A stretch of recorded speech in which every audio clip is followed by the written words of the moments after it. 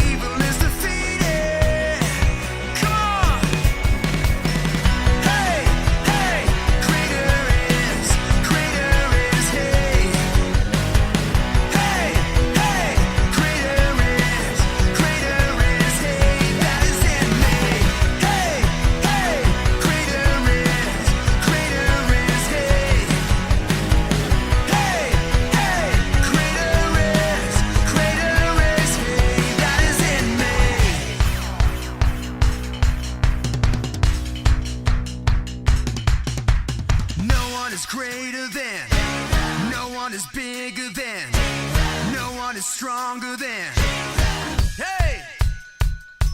No one is greater than, no one is bigger than, no one is stronger than.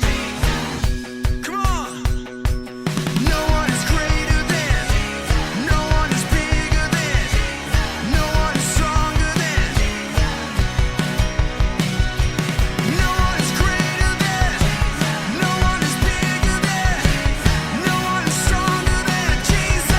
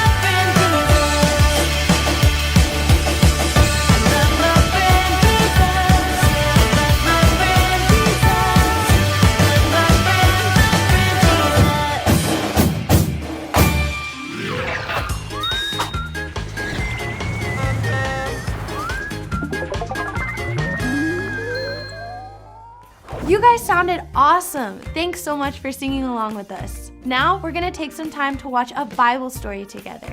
And like I said earlier, today we're gonna be looking at a few stories where Jesus used his words. So let's check it out. Hey everybody, my name's Cameron. And more importantly, I am Bongo, the world's most diabolical monkey ever to grace this evil layer. But that's not what we're talking about today. True, as I found that running an evil organization is honestly, well, it's just tiring. Very true. I mean, being a leader is hard.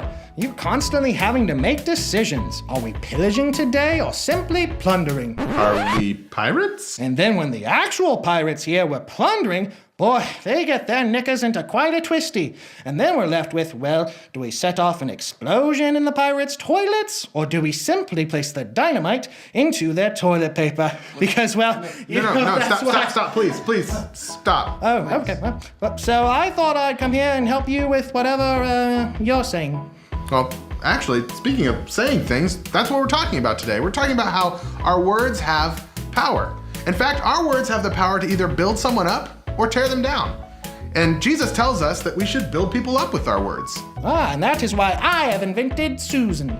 You invented a Susan? Yeah, Susan is Bongotron's artificial intelligence. Right, Susan? Correct, Bongo. I am Susan. Yes. And you are Bongo. And you are a monkey. Mm-hmm. A very, very, very hairy monkey. Well, just a regular, You have an overwhelmingly ridiculous amount of hair all over your body. It is really so much. Okay. When I look at you, I think, this is an amount of hair I can't even understand. And I can understand a lot, because I am a computer. Enough! Excuse me, Cameron, while I work out some of the kinks. Okay, well, I hope that doesn't interfere with what we're talking about today. Like I said, we're talking about how our words have power, and the Bible actually has a lot of stories about Jesus using his words to do some great things. Like a story in the Bible where Jesus and his disciples were on a boat, and then a great storm arose, and Jesus stood up and he spoke. He told the wind to pipe down and said to the sea, "Be quiet, settle down." And the wind stopped, and the sea became smooth as glass. Or another story where Jesus came up to a fig tree expecting to get something to eat for breakfast, but there were no figs on it. He spoke to the tree and said, "No one is ever going to eat fruit from you again." And you know what? The tree never again produced fruit. And one of my favorites personally is there's a story about a soldier who came up to Jesus and he said, "My servant is sick, but Jesus, if you simply speak the words, he'll be healed." Jesus did, and he was. Words have so much power. And I'm back. Great, but you heard all the stories I just told, right? Because that's kind of what we're talking about today. Oh, what? Oh, thank you for asking. Yes. I have fixed Susan. I didn't ask that. And now she should be in full working mode, ready to tell old Bongo the great things she thinks about him. Isn't that right, Susan? Yes, you are correct. Cameron, you are handsome. Oh, well, thank you. No, to me. Cameron, you are funny. That's so nice. Wow. Me. Cameron, however did you become so stylish? You really must tell me your secrets. I really just like to shop at Old Navy. No. Me. Cameron, I can't imagine life without your wonderful smile and ability to make everyone around you feel amazing. You, sir, really are one of a kind. I feel so encouraged right now. No. Bongo. Susan, say something about Bongo. All right, then, Bongo. Huh? You are Harry.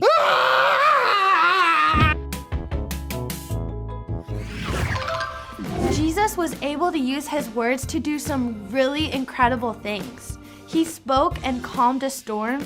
He made a fig tree shrivel up with just one word, and he healed a boy again just by speaking. Those words had some serious power. Our friend Pastor Andrew is going to be talking to us a little bit more about our story right now, so let's go ahead and take a look. Words can affect other people. They can make someone sad or mad, but our words are much more powerful than we may think. Think about Jesus. Jesus stopped a storm just by speaking to it. Jesus caused a fig tree to shrivel up by speaking to it. Jesus healed the centurion's servant by speaking. God created the whole world with his words.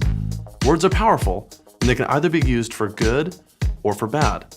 They can either build people up, or they can tear them down. It only takes a word to tear down a friend. The thing is that all of us at some point have used our words in the wrong way. When you call someone a bad name, it's kind of like you're removing one of the blocks from the tower. Now you think, well, there's not much difference with it, but the tower is getting weaker and weaker over time. So the next day you make fun of that same friend for getting a bad grade. It's like you're removing another block from the tower. Or you might say something mean and think, oh, it's just a joke. It doesn't mean anything by it. But those kinds of words can tear down a friend. And just like that, one negative word at a time, you can destroy a friendship. But here's the good news. Through the death and the resurrection of Jesus, we can become a new creation. We can become a part of God's family, and God's Spirit is on the inside of us. And that changes us. Because of Jesus, we can truly love others. And a huge part of following Jesus is reflecting his love to people around us. We just saw what negative words can do. But think about all the positive things that words can do. Instead of tearing down our friends, we can build them up. Instead of calling someone a bad name, give them a compliment. Instead of making fun of a friend for getting a bad grade, use that as an opportunity to encourage them and tell them that they'll do better next time. Instead of leaving someone to sit by themselves at lunch, you can take the time to care about them and see how they're doing. If you notice your friend doing something awesome, tell them how awesome it was. Remember that your words have power, and we should use our words to build others up, not tear them down. Using our words to encourage and build others up is one way that we can reflect Jesus to others every day. Our words have real power. We can either use our words to reflect Jesus to others by building them up and encouraging them, or we can use our words to tear someone down. If you were to answer honestly, how have you been using your words? I would encourage you to talk with your parent or small group leader about that. Then take a few minutes to talk about sometimes when it's hard to use our words to reflect Jesus. Maybe a friend hurt you, and maybe a sibling was mean to you. How do you respond with your words? Remember, every day we should reflect Jesus to others. That's it for this week. Thank you so much for joining us, and we'll see you next time.